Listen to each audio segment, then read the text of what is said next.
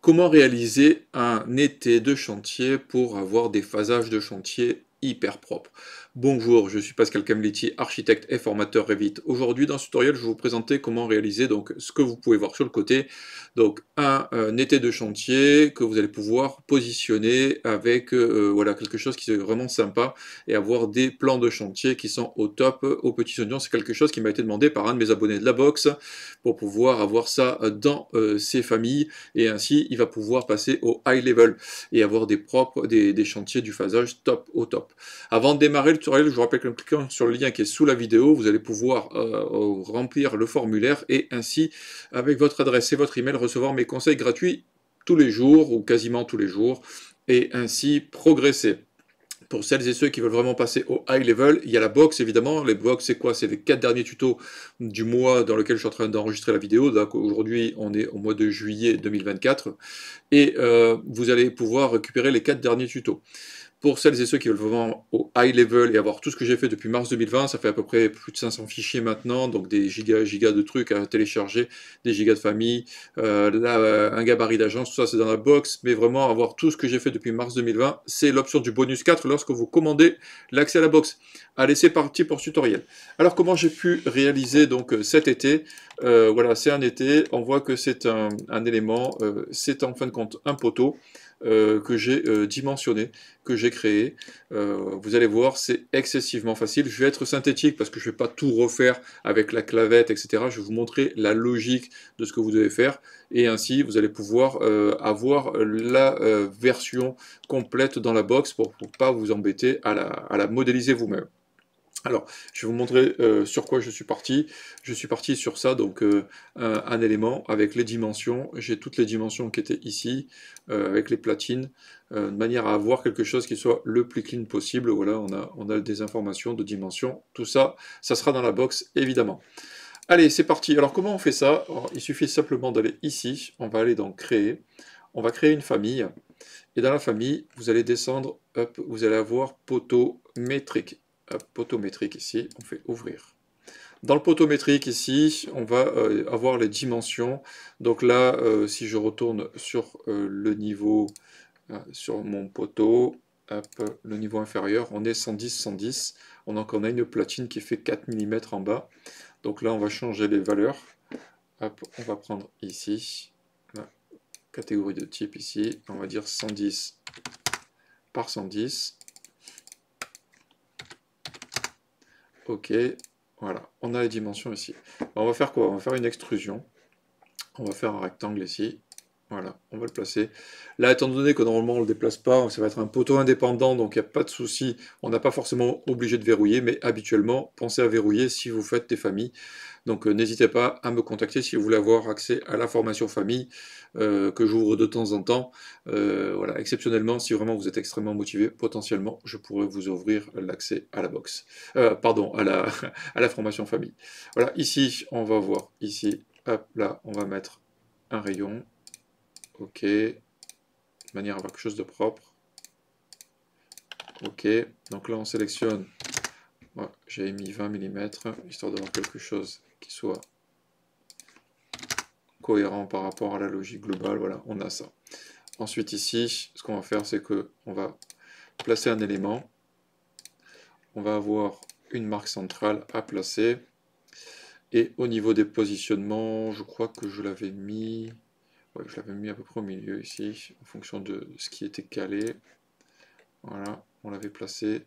Alors, je crois que je l'avais mis au centre de ça. Oui, c'est ça. Donc là, vous voyez, on va faire la marque centrale et après on va faire corréler cet élément avec l'autre. On va aligner là-dessus ceci. Voilà, comme ça, moi, on l'a ici. Après, tout simplement, qu'est-ce qu'on va faire? On va faire une symétrie. Hein. Moi, j'aime bien gagner du temps. Ok. Le diamètre ici, on va peut-être le mettre un peu plus gros parce qu'il me paraît un peu petit. 20 mètres de 3.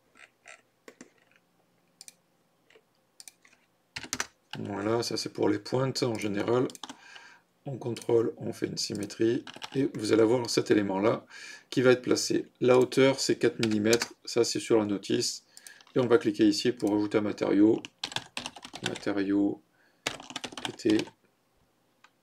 Voilà. Ok, voilà. Donc là maintenant, si je regarde en 3D, si je valide, voilà, j'ai bien mon premier élément. Vous voyez? Ensuite, ce qu'on va faire, c'est qu'on va aller sur une vue d'élévation, on va faire avant-arrière, on voit qu'on a le haut du niveau du poteau, donc là on va le mettre à 200, à 2900 pour avoir un poteau de 2,90 m par défaut. On a mis un autre élément qui est ici. Et bien qu'est-ce qu'on va faire? On va revenir sur le plan d'étage. Ici on voit qu'on a le plan d'étage, le plan inférieur donc les parties inférieures, et là la partie supérieure entre guillemets, c'est le plan de plafond en partie inférieure. Ce qu'on fait, on simplifie la vie, on sélectionne, on fait modifier l'extrusion, on sélectionne tout ça, on fait copier dans le presse-papier, on va ici, donc là on finit de valider, on va créer une extrusion, et ici on va coller, aligner la vue actuelle, voilà. Par contre on va pas être en positif, on va mettre à 0 ici, et là par contre on va passer en négatif, moins 4 mm, on va lui donner les matériaux idem, voilà, on va faire aussi. Et là, on va voir nos deux éléments qui sont pile poil au bon endroit. Dans la partie du poteau au milieu, je vais réouvrir mon image pour avoir la bonne dimension. Voilà. On a donc un poteau qui fait 55, le fût principal fait 55 mm. Donc on va retourner sur la partie inférieure. Ici. Je vais enregistrer fichier, enregistrer sous famille. Je vais l'appeler 247 été chantier 02, voilà, comme ça on l'aura ici. On va créer une extrusion. On va partir du poteau central. Donc là, on s'embête pas, on trace. Alors le diamètre, on fait 55 divisé par 2, avec le égal devant, pardon. Voilà. Moi je m'embête pas, hein, franchement, même si on peut tout à fait avoir, je sais pas moi, un élément 5, ça fait peut-être beaucoup, je sais pas exactement, je fais 3,5 peut-être, voilà, ça va être quelque chose comme ça. Donc là, le décalage de l'extrusion, voilà, on va faire ici matériaux, on va donner le matériau qu'on veut bien. Le décalage de l'extrusion, ben, on va regarder ce que ça donne, hein. On va regarder, hop, hop, là, on va l'avoir ici, et il est à l'intérieur, vous voyez. Donc là, on va passer en ligne filaire, on va faire ça, et on va le monter. Là, on vient l'accrocher ici sur le haut de notre élément, comme ça on va avoir notre poteau. Donc si je vous le mets en ligne cachée, on va voir ça. Maintenant, pour pouvoir corréler, bloquer la hauteur, qu'est-ce qu'on va faire? On va se mettre sur la vue avant, on va créer un plan de référence. Alors le plan de référence, hop, par défaut, le poteau, quand on regarde la note, ils disent que donc le poteau fermé, donc quand on est à 2,90 m, il fait 1,60 m. Donc on va mettre 1,60 m, on va mettre une cote de là à là, on va mettre 1600. Ok, cette cote-là, on va créer un paramètre, on va marquer, c'est quoi? Comment ils l'ont nommé déjà? Je vais vérifier. Hop, ils disent longueur fermée. Ok.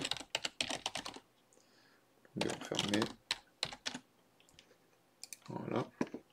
Et ensuite, on va faire un alignement là-dessus de ça et on verrouille, de manière à pouvoir faire un paramètre qui va pouvoir gérer la hauteur. On va faire donc maintenant la même chose, c'est-à-dire que on va faire le poteau, le fût à l'intérieur. Donc le fût intérieur, il fait 48,3 de diamètre. On va se mettre ici. Alors là, on va le marquer, on va marquer intermède. Voilà. On va avoir pour pouvoir le retrouver facilement.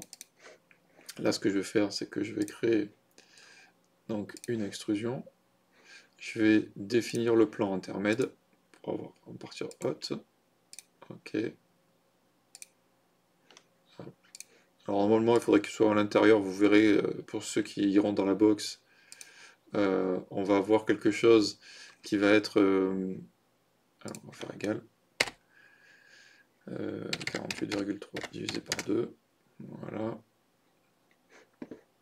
Donc là, on voit bien que mon diamètre était pas bon. Hop, on reprend. Donc ça va être 3. Ok.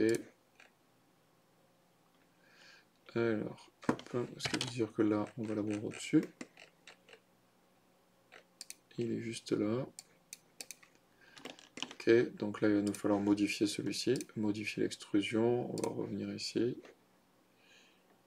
Hop, chantier numéro 2. Voilà. Alors on est égal 48,3 divisé par 2. Voilà. Moi je fais un peu plus grand histoire que ça puisse coulisser. Voilà. Comme ça on est nickel. On a bien notre partie haute. On va revenir sur la vue avant. Donc voilà. On va faire un aligné sur la surface de ceci. On va verrouiller. Ici, la valeur que l'on a ici, on va vouloir la bloquer à -4. Donc du coup, ce qu'on va faire, on va créer un paramètre. Et on va l'appeler épaisseur platine haute. Donc là, c'est une longueur. Épaisseur platine haute. Ok. Donc là, elle va être en -4. Comme ça, elle est verrouillée. Et ici, je vais cliquer sur le bouton, comme je l'appelle, du formateur, de manière à ce qu'il puisse être bloqué, pour que ça puisse colisser, autrement vous allez avoir des problématiques. Alors en gros, ce qu'il y a, c'est surtout que dans la réalité, on a quand même une épaisseur ici. Donc là, on a au moins, on va dire 300, 400, allez, je vais mettre 400. Je crois que ça va être quelque chose dans ce goût-là, parce que quand on l'enfonce, il ne va pas rentrer dans sa totalité. Là, on va le verrouiller. Et là, ce qu'on va faire, c'est que lui, on va lui dire, hop, modifier le plan de construction, choisir le plan de construction, et on va choisir celui-ci, de manière à pouvoir le verrouiller. Voilà, cadenasser ici, pour avoir quelque chose de propre. Ensuite, donc pour pouvoir réaliser le flux, l'extrusion ici, eh ben on va faire la même chose. On va se replacer ici. On va définir donc une extrusion, mais il va falloir choisir l'intermédiaire. Oula, pardon, je ne suis pas sur la bonne famille, pardon. Échantillon numéro 2. Donc on va créer une extrusion en choisissant le plan intermédiaire. Ok. Là, on va faire ici. On va faire hop, quelque chose comme ça. On va revoir ensemble ce que ça donne. Ok. Si on va sur la vue avant, on a quelque chose qui est très mince. On va le descendre, parce qu'on pourrait lui donner une valeur. Donc, moins 200. Le matériau, évidemment, matériau était. Vous voyez. Donc, on a cet élément-là qui nous permet d'avoir l'élément qui va venir supporter la poignée. Et là, maintenant, on va modéliser la poignée. Vous allez voir. Ok, si je me fais en vue avant. Là, ce que je vais créer, des supports, donc des plans de référence. Ok. Il va m'en falloir un qui va s'accrocher ici, un qui s'accroche ici, et après, je vais en mettre un ici, et un ici. Alors là, il va me falloir mettre des cotations, évidemment, pour que ça puisse être équilibré si on venait le modifier. La valeur 72, l'autre aussi 72, donc c'est bon. On sélectionne, on cadenasse, comme ça, ça ne bouge pas. Et celui-ci, on va le caler aussi. Moi, j'aime bien caler les choses et les verrouiller, hein, donc on va mettre 30. Voilà, je cadenasse. Et là, on va voir normalement une hauteur. On va mettre 170. Voilà. On va cadenasser. Vous pouvez réduire la taille, enfin l'échelle pour avoir quelque chose de plus simple. Et maintenant, donc pour les poignées, je vais créer une extrusion parchemin en choisissant le plan de référence avant-arrière, centre avant-arrière, parce qu'autrement ça va être décalé. Ok, je viens ici, je clique bien, attention ici sur modifier l'extrusion, je vais esquisser la trajectoire. Je choisis mon plan de référence ici, je viens là et je viens là. Comme je l'ai fait tout à l'heure, je vais faire un chanfrein. Allez, on va le faire de 20 comme tout à l'heure.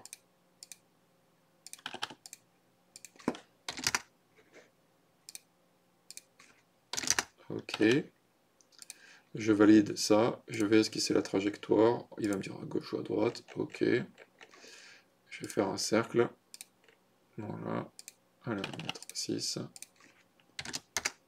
pardon, 6. Je valide,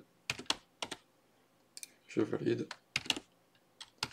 je retourne en 3D et j'ai bien ma poignée qui est là. Je retourne en avant-arrière, je peux esquisser, faire une duplication ici, et là les éléments, évidemment, le matériau, je fais, voilà. Vous voyez, donc ça n'a pris que quelques minutes pour pouvoir faire un poteau qui est paramétrique, avoir quelque chose qui soit à mettre en œuvre pour vos chantiers. Voilà, une petite quinzaine de minutes, voilà, ça a été assez rapide. On peut faire les trous, on peut s'amuser à faire les clavettes, etc. Donc vous verrez tout ça dans la box pour ceux qui sont abonnés à la box. N'hésitez pas à vous abonner à la box.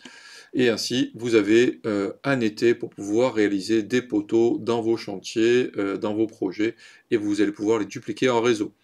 Bon, j'espère que ce tutoriel vous aura été utile. Vous n'hésitez pas à liker, à partager. Vous me laissez vos commentaires sous la vidéo. J'adore vous lire. Merci de m'écrire. Donc, on commence à être vraiment nombreux. Ben, j'espère atteindre donc, les 100 000 avant la fin de l'année. Ça serait cool de doubler, voilà, tout ce que, enfin non, de tripler ce qu'on est actuellement. Voilà, ce serait cool. Abonnez-vous, partagez au max à toutes les personnes.